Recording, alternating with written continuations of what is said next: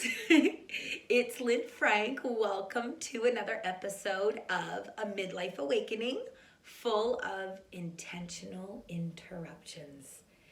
I'm going to remember to say at this time, like and subscribe. And by the end of the video, if you feel like you know a woman who could hear what I'm sharing, please share the video. That would be awesome.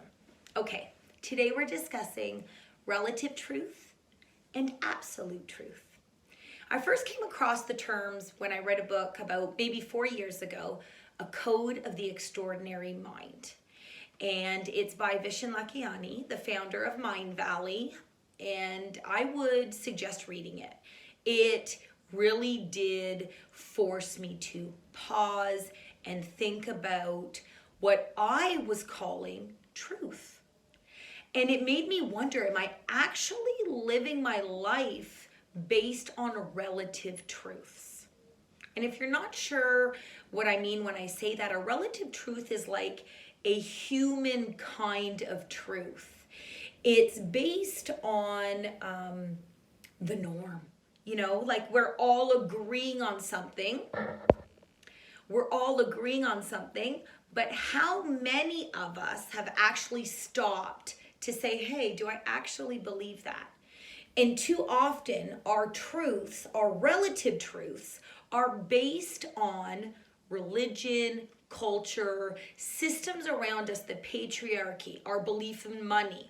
All of those things are almost, I'm tempted to say, predetermined because they're environmental. And we start to believe them as our truth, never really questioning if it feels good for us. An absolute truth is more, you can't really dispute an absolute truth. It is proven with like physical proof. It doesn't, you may have different perspectives, but an absolute truth is something everyone agrees on, like fire is hot and rain is wet. Those are absolute truths. But today we're focusing really on those relative truths that I would say are denying many their most authentic life, their best version of themselves. I know that sounds corny, but it's true. It's true. We need to start getting curious about why we believe the things that we believe. And that's really what I want you to do today. That's the message I want you to walk away with today. I want you to consciously ask yourself questions. Any question, whatever it is you're pursuing, come up with a list of questions that you want answers to. I don't know if you've ever heard or gone to actualized.org. There, Leo refers to the questions we ask ourselves should almost be like a Google search. You know, when you're first looking for something and you ask a pretty general question. And of course, things come up and you glance through them and you go, no, that's not really what I'm looking for. So you refine your search. And you refine your search, finding keywords. And every time you refine that search, you have to think a little bit more about what you really want. What is it you're actually seeking? What information are you looking for? That's what you need to do with yourself. I spent the last few weeks talking about me time. And when you're alone in me time, it's ideal for you to get curious and to start asking questions. And the two questions I would suggest you start with are why. And we talked a little bit about that last week when I suggested you ask yourself why when looking at the roles and responsibilities that you are currently upholding. Well, now I want you to ask why about anything. Why do I believe my body needs to look a certain way? Why do I want the new car? Why do I want the promotion? And if nothing at all, you just get more clear on what you really want.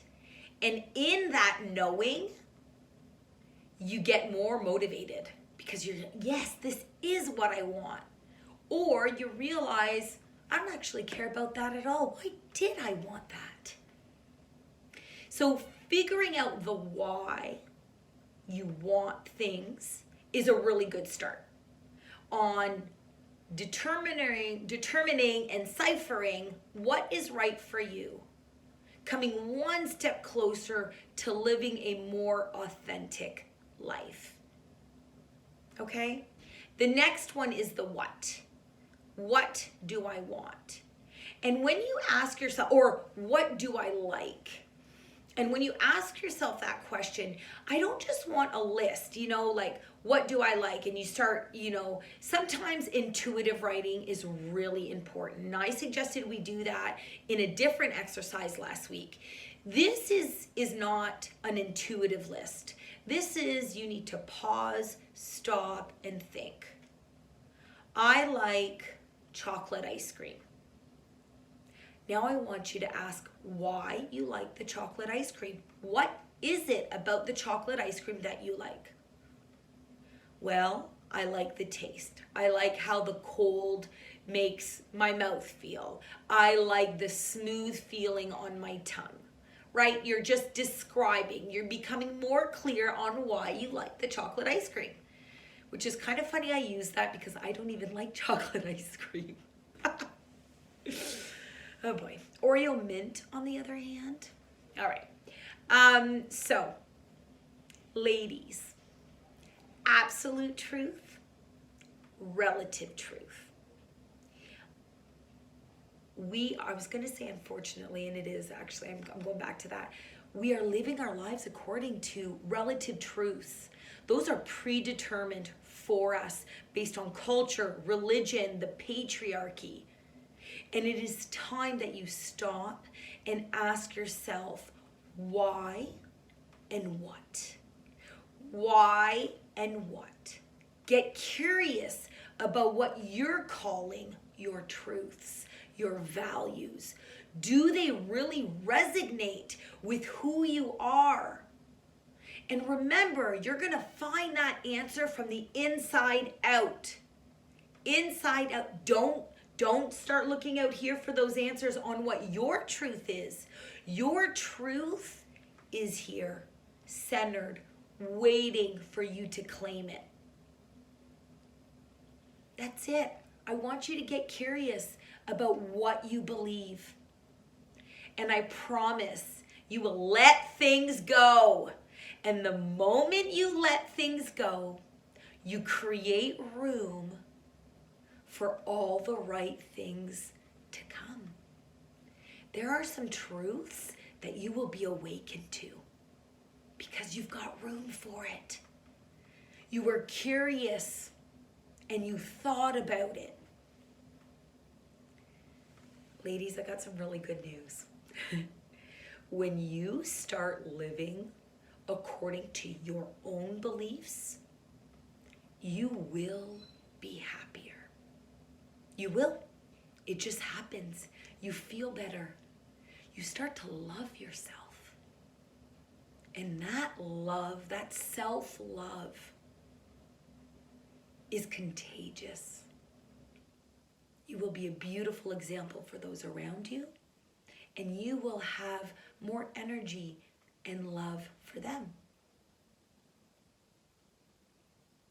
Get curious, okay? Start asking yourself, why and what do I really believe? Peace, sisters.